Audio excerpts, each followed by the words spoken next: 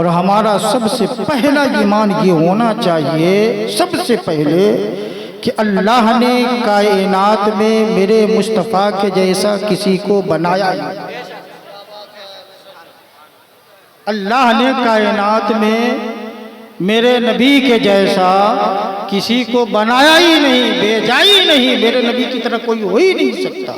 हज़रत आदम अलैहिस्सलाम से लेकर हज़रत सैयदना ईसा अलैहिस्सलाम तक तमाम पैगम्बरान निज़ाम रसूलान निज़ाम तशरीफ़ लाए, लेकिन उनमें से कोई भी मेरे नबी की तरह है ही नहीं।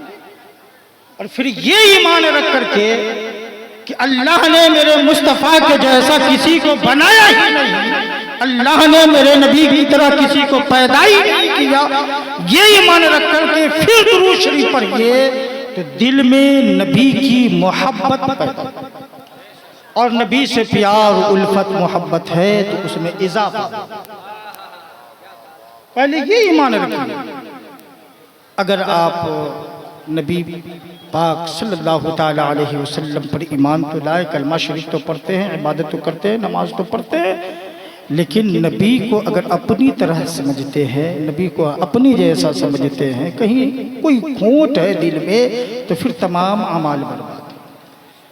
आज जगह जगह पर लोग पढ़े लिखे तबके के लोग कहते हैं नबी के दौर में ऐसा नहीं हुआ, नबी के दौर में ऐसा हुआ नहीं हुआ, नबी का ज़माना नहीं था। नबी, अल्लाह का कुरान कहता है मुहम्मदुर रसूलुल्लाह, मोहम्मद अरबी सल्लल्लाहु ताला अलैहि वसल्लम अल्लाह के रसूल हैं। तो फिर ये ईमान रखिए ना भाई, आज भी मेरे नबी हैं तो फिर क्यों कहते हैं कि नबी के दौर में नहीं हुआ, नबी के जमाने में नहीं हुआ? क्या ये जमाना मेरे नबी का नहीं है? हजरत ईसा अलैहिस्सलाम का जमाना खत्म हो गया, हजरत मूसा का ज़माना ख़त्म हो गया, जब मेरे मुस्तफ़ा तशरीफ़ लाए, ऐलान नबूवत किए, तब से लेकर के सुबह क़यामत तक ज़माना मेरे नबी का, सुबह क़यामत तक ज़माना मेरे नबी का है। तो फिर ये ईमान रखिए ना। कोई पूछे नबी के ज़माने में नहीं तो पूछे कि ये ज़माना है किसका? नबी के ज़माने में ये नहीं तो फिर ये ज़माना है किसका? ये भी तो मेरे नबी का ज़माना है। जब आप कलमा पढ़ते हैं तो कहते हैं, इक़रार करते हैं कि मुहम्मदुर रसूलुल्लाह सल्लल्लाहु ताला अलैहि वसल्लम अल्लाह के रसूल हैं। अल्लाह का कुरान कहता है कि आज भी मेरे नबी अल्लाह के रसूल हैं। है का क्या मतलब? अभी भी मौजूद हैं, नबी की नबूवत आज भी है। यारो ईमान रखिए, और ज़िंदगी में अगर कामयाबी चाहते हैं तो फ़कत इतना कहूँगा, नमाज की पाबंदी कीजिए।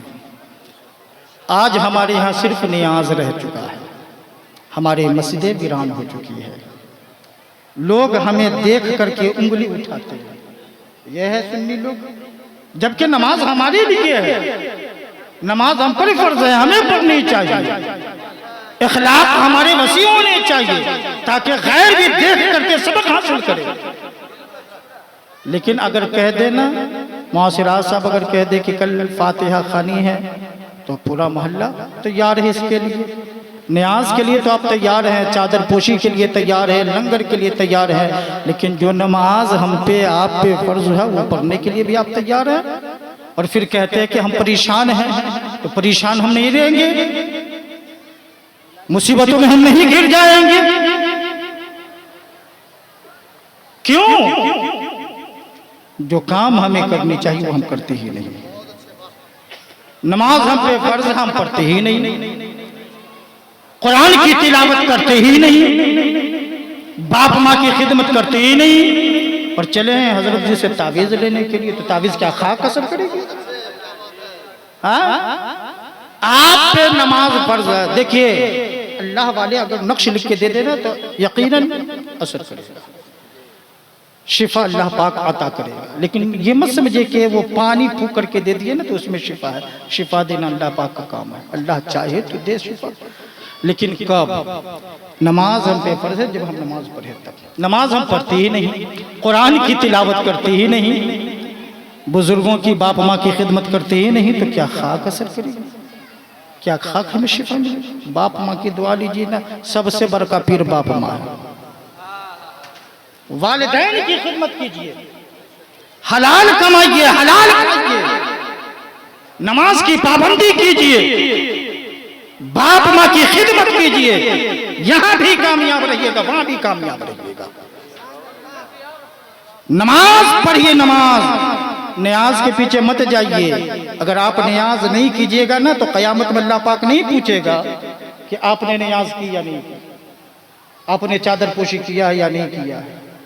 लेकिन अगर नमाज नहीं पढ़िएगा ना तो यहां से वहां तक ठुकाई होगी, कोई बचाने वाला नहीं है। हाँ, अगर आप नमाज भी पढ़ते हैं, अल्हम्दुलिल्लाह, अगर आप नमाज पढ़ते हैं, नमाज की पाबंदी है, लेकिन रिज़्क़ हलाल अगर नहीं कमाते, नहीं खाते, तो फिर क्या होगा?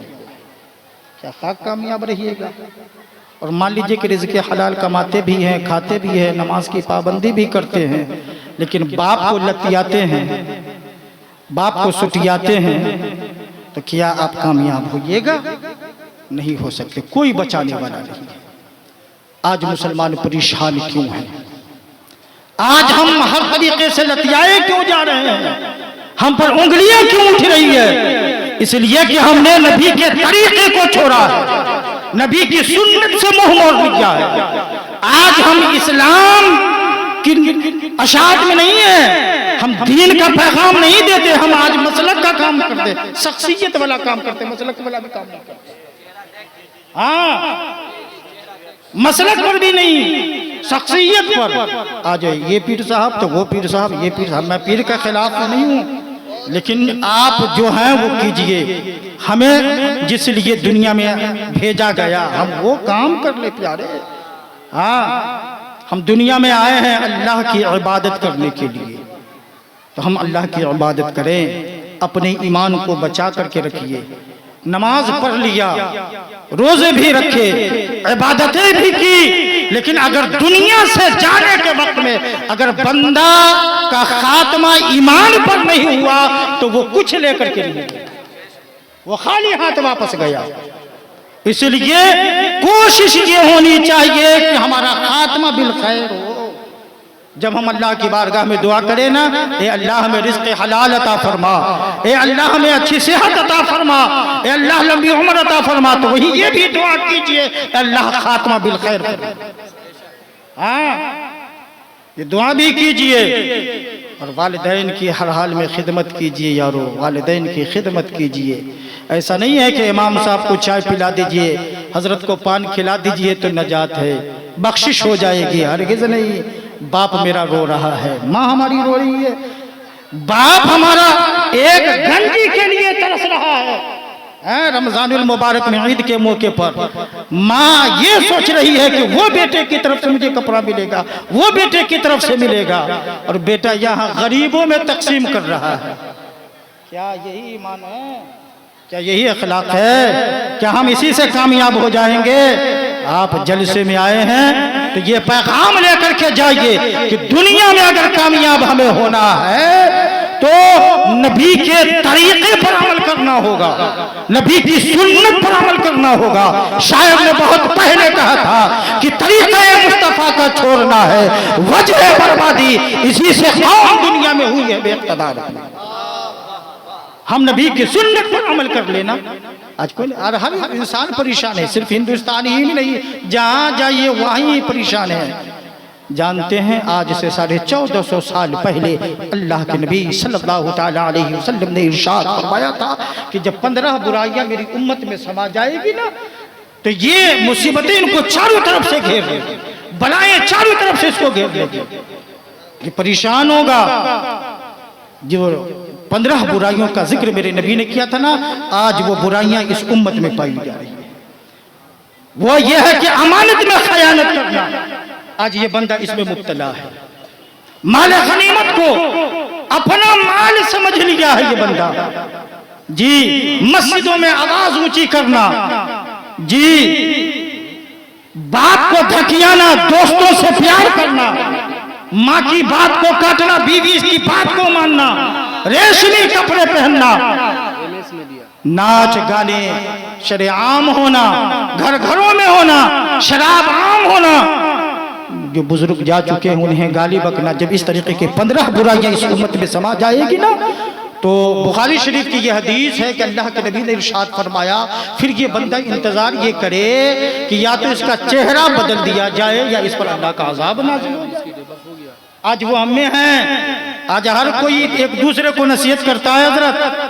हाँ, जब हमारे यहाँ बेटे, जब दूसरे के यहाँ शादी होती है ना, अगर उसने बाजा बजाया, उसने डीजे रख लिया, तो हम कहते देखिए इतना मौलाना लोग कहते कहते पागल हो गए, देखिए समझाते समझाते थक गए, लेकिन आज वो बेटे की शादी में डीजे रख लिया। और जब उसके घर में शादी हुआ, जब उसके यहाँ डीजे बाजा रख लिया, वही इमाम साहब हाफिज जुनैद साहब ने कहा, तुमने तो मना किया था, उसने पर उंगली उठाई थी, अब तुम्हारे बेटे की शादी में कैसे डीजे? तो कहा क्या कहें हजरत, हमको तो मालूम नहीं था, बच्चा सब चोरी चुपके से कर लिया। यही है, यही है प्यारे, नहीं हरगिज नहीं। अल्लाह के वास्ते, अल्लाह उसके रसूल पर ईमान रखिए। हाँ, बेटा बेटी देना ये अल्लाह का काम है, पीर साहब का काम नहीं है। ये नहीं है कि आप मज़ारों पर जाकर के ये कहिए कि अल्लाह के वली ए साहिब मज़ार हमें बेटा अता कर दे, बेटी दे दे, दौलत दे दे, इसलिए नहीं है। हाँ, आप वहां जाके उनके वसीले से की बारगाह में दुआ करें, अल्लाह दुआएं कबूल कर ले, अल्लाह पाक अता फरमा देता है। कुरान की आयत मुबारका है, अल्लाह कुरान पाक के 30वें पारे के अंदर फरमाता है, हुनालिका दआ ज़करिया रब्बा, वही हजरत ज़करिया अलैहिस्सलाम ने दुआ मांगी है। हाँ, तो आप दुआ मांगिए, वो जगह कुछ जगह है मखसूस, जिस जगह की बरकत से अल्लाह पाक दुआओं को कबूल फरमाता है, दुआएं कबूल होती है। हम उस जगह पर जाएं और अल्लाह की बारगाह में दुआ करें कि मौला इस जगह की बरकत से, साहिब मज़ार के वसीले से मौला मेरी दुआओं को कबूल कर ले। ये नहीं कि ये साहिब मज़ार, लेकिन आज बंदा अगर पीर साहब से मुरीद होता है तो सोचता है कि हम सबसे बड़ा दौलतमंद हो जाए। ऐसा नहीं होना चाहिए। पीर साहब से मुरीद होने के लिए, बैत होने के लिए ये नियत नहीं कि आप कामयाब हो जाइएगा, ये नियत नहीं कि आपके पास दौलतों का अंबार हो जाए। वो तो एक सिलसिला है, वो एक निस्बत है, अमल करना आपको है, हमें है। लेकिन हम अमल के मैदान में खाली पीर साहब से मुरीद होने के बाद नमाज गोल, तौबा इस्तग़फ़ार गोल, विर्द वज़ाइफ गोल, और फिर हम सोचते हैं कि हमारे पास दौलत आई नहीं, कमाई में नुकसान है, हम कामयाब नहीं हैं, तो खा कामयाब रहिएगा। अल्लाह के वास्ते प्यारे, आप अपने ईमान को सलामत रखिए, ईमान को बचा करके रखिए इधर से उधर से। और जो कोई कुछ कहे तो सिर्फ उसको इतना कह दीजिए कि अल्लाह ने कायनात में मेरे नबी के जैसा कोई बनाया ही नहीं। सरकार आला हजरत इमाम अहमद रज़ा खां फाज़िल बरेलवी अलैहि रहमत व रिदवान ने इरशाद फरमाया, हबीबी या रसूल अल्लाह, उन्हें जाना, उन्हें माना, न रखा खैर से काम, लिल्लाहिल हम्द मैं दुनिया से मुसलमान गया, लिल्लाहिल हम्द मैं दुनिया से मुसलमान गया। यारो वो काम करो अल्लाह के वास्ते। रब्बे कदीर की बारगाह में दुआ है, मौला ताला मैंने जो कौम से नसीहतें की हैं, सबसे पहले मुझे खुद इस पे अमल करने की तौफीक अता फरमा, और साथ साथ हाज़रीन को भी अमल करने की तौफीक अता फरमा।